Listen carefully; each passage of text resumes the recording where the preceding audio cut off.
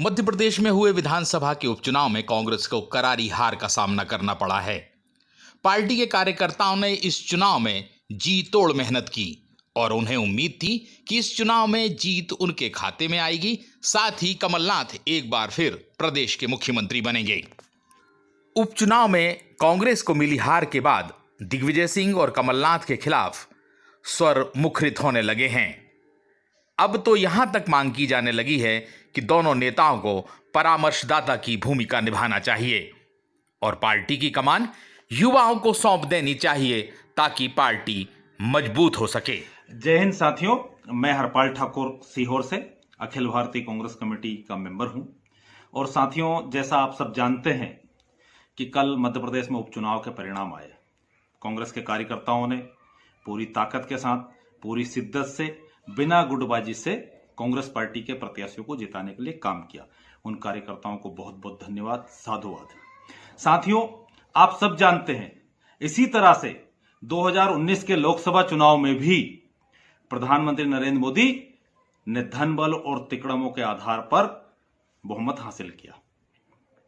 पर तब कांग्रेस के तात्कालिक अध्यक्ष श्री राहुल गांधी जी ने यह कहा कि चूंकि मैं अध्यक्ष था और मेरे नेतृत्व में चुनाव हुआ और चूंकि हम हार गए, इसलिए मुझे जवाबदारी के बाद जवाबदेही तय करना चाहिए और इस कारण से मैं कांग्रेस की पार्टी के अध्यक्ष पद से अपना इस्तीफा देता हूं।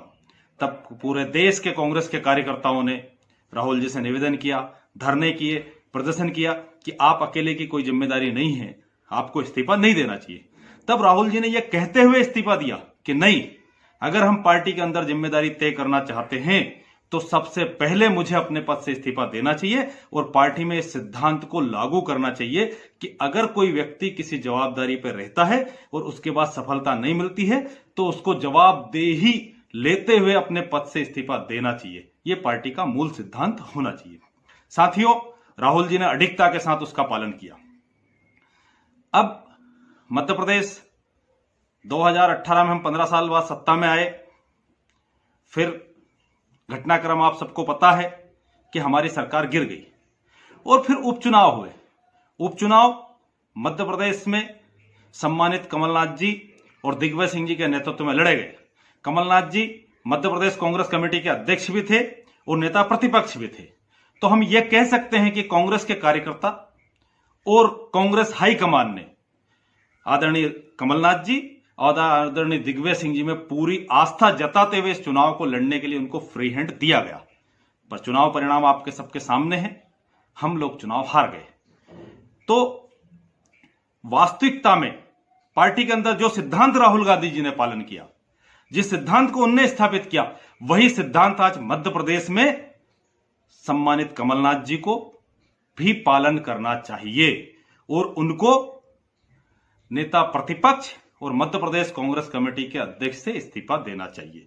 चूंकि यह चुनाव कमलनाथ जी और दिग्विजय सिंह जी के नेतृत्व में लड़ा गया, इसलिए दोनों को इसकी जिम्मेदारी लेना चाहिए और दोनों को, चूंकि उनका राजनीतिक जीवन बहुत लंबा है, अब कैप्टन और खिलाड़ी की भूमिका से दोनों को परामर्शदाता की भूमिका में आना चाहिए और नए नेतृत्व को आगे लाने का मार्ग प्रशस्त करना चाहिए। हमारी पार्टी के अंदर बहुत अनुभवी नेता है, सज्जन वर्मा, अजय सिंह राहुल, अरुण यादव और बहुत हमारे पास युवा नेता है, जीतू पटवारी, मीनाक्षी नटराजन, उमंग सिंघार, ओमकार मरकाम, जयवर्धन सिंह, प्रियव्रत सिंह, कमलेश्वर पटेल सहित तमाम ऐसी लंबी फहरिस्त है जिन लोगों में से हम एक बेहतरीन टीम बना सकते हैं। और मुझे उम्मीद है कि कमलनाथ जी और दिग्विजय सिंह जी परामर्शदाता की भूमिका में जाकर के नए नेतृत्व को स्थापित करने का काम करेंगे। उपचुनाव में मिली हार के बाद कांग्रेस में उठ रहे स्वरों ने यह संकेत तो दे ही दिया है कि आने वाले दिनों में यह स्वर और मुखरित हो सकते हैं। वहीं दूसरी ओर कमलनाथ 2 पदों में से एक पद छोड़ने का मन बना चुके हैं और आने वाले दिनों में यह सूचना भी मिल सकती है कि उन्होंने एक पद छोड़ दिया है।